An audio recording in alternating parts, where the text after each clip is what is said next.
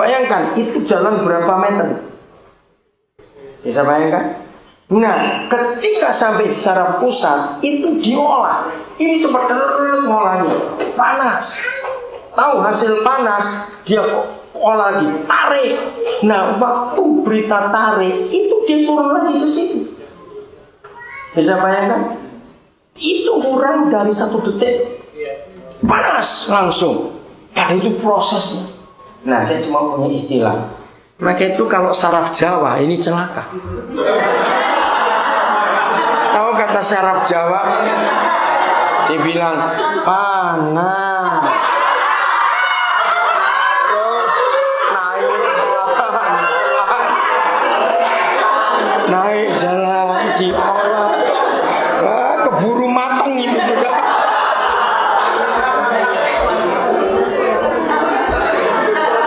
Oke, saya ngerti ini.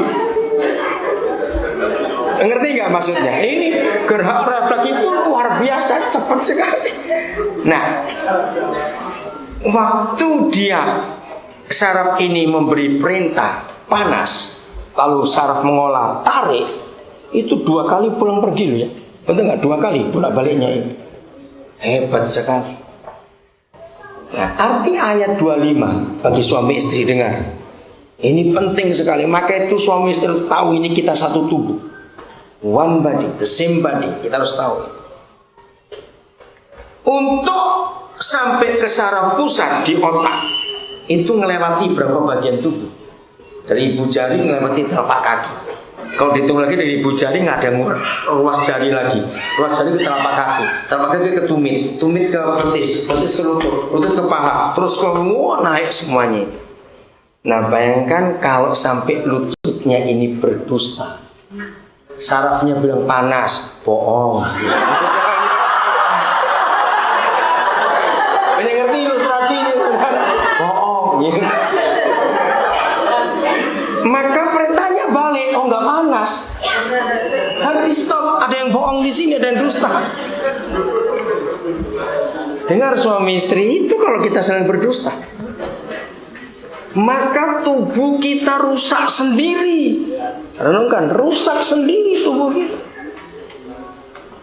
Sama seperti perut ini lapar, sarafnya bunyi keruk-keruk gitu. Tapi di bagian lain bilang bohong, enggak, dia pura-pura kok itu. Maka perintah nggak sampai ke pusat. Oh nggak lapar, dia bohong-bohong. Betapa celakanya tubuh. Ngerti saudara? Maka itu suami istri jangan ada dusta. Harus terbuka. 26 dapat. 26, maka itu uang pun gak boleh dirahasiakan. Saling terbuka, dipakai bersama-sama. Oke, 26 silakan. And don't sin by letting anger control you. Don't let the sun go down while you are still angry. Ya. Saudara, pertama saya belajar ayat ini tuh aneh. Mana mungkin ada marah tidak berdosa? Ayo jawab, ada nggak? Semua marah itu dosa. Ternyata ada. Dari sini saya belajar. Ingat, yang boleh marah hanya yang sudah kawin. Yang masih single tidak boleh marah. Loh kenapa begitu? Ini ayatnya. Jadi kalau mau marah kawin dulu, baru boleh marah. Hebat firman ini. Kenapa? Marah yang tidak berdosa cuma satu kondisinya. Kalau matahari sudah terbenam, marah. Jadi kalau summer marahnya enak, panjang sekali. Iya toh, karena mataharinya tenggelamnya malam, lama sekali. Mengapa harus matahari terbenam? Selesai. Kenapa nggak ada kata waktu yang lain? Kembalikan dalam Ibrani 13 ayat 4 tadi.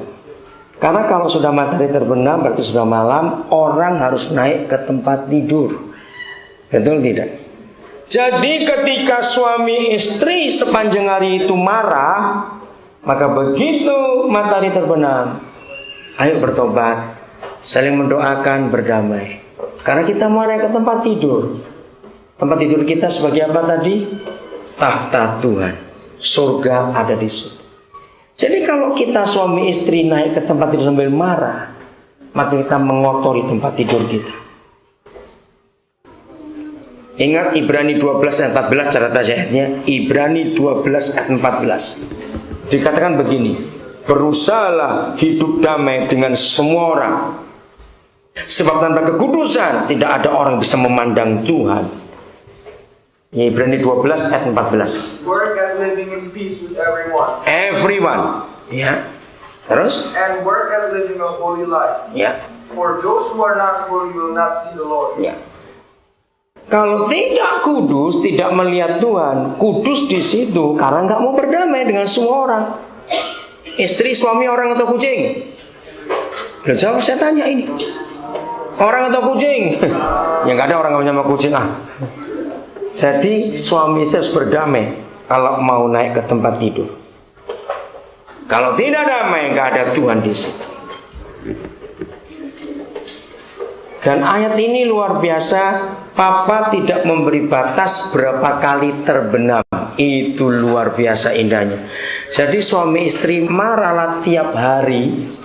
Pokoknya sore beres, besok lanjut boleh. Terus begitu. Pagi marah, siang marah, sore beres, besok lanjut. Bayangkan kurang enak apa?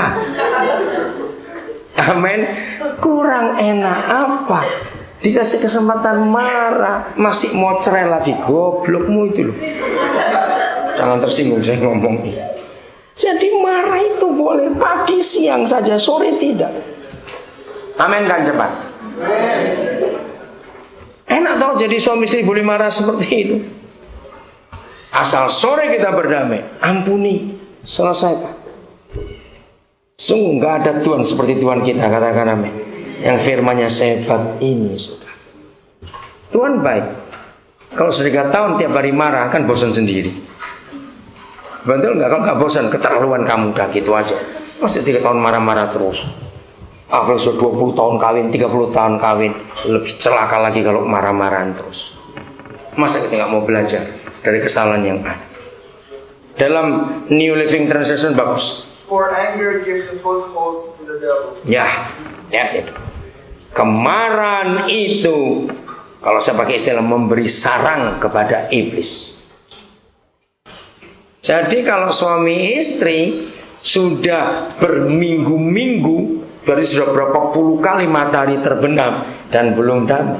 Ingat, 1 hari saja suami istri nggak mau berdamai, setan langsung bersarang di rumah kita. Saya punya istilah ini, setan itu kalau beranak lebih cepat dari nyamuk.